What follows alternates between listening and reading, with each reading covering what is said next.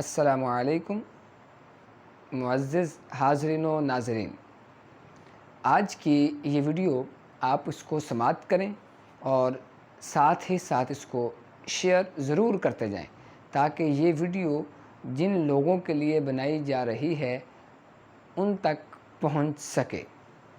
شکوائے ظلمت شب سے کہیں بہتر تھا اپنے حصے کی شمع جلاتے جاتے۔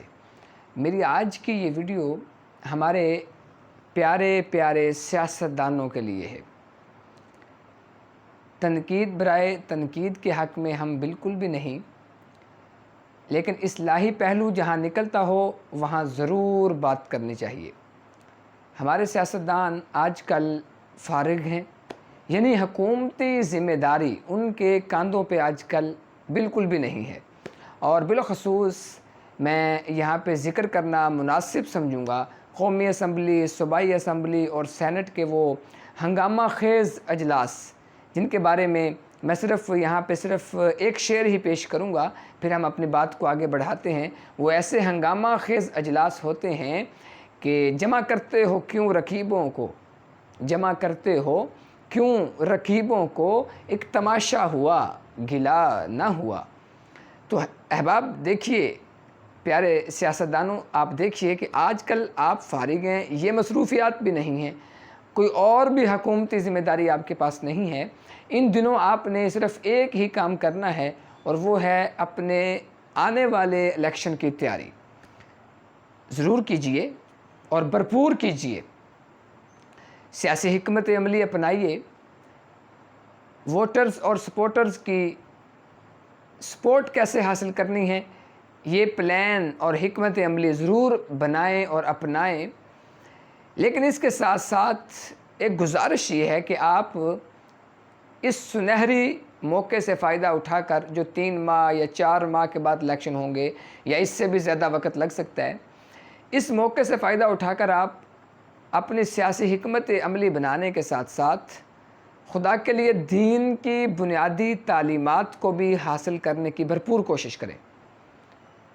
چونکہ بڑے بڑے عہدوں پر پہنچ کر آپ کو یہ پتہ نہیں ہوتا کہ کون سا جملہ کس وقت اور کس موقع پر اور کیسے بولنا ہے۔ دین کے بارے میں آپ اتنا نرم گوشہ کیوں رکھتے ہیں؟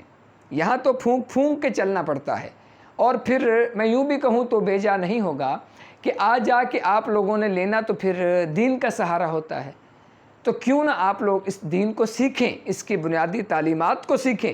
ابھی بھی وقت ہے، وقت پر کافی ہے۔ ایک قطرہ بھی آب خوش ہنگام کا، جل گیا کھیت برسا می تو پھر کس کام کا۔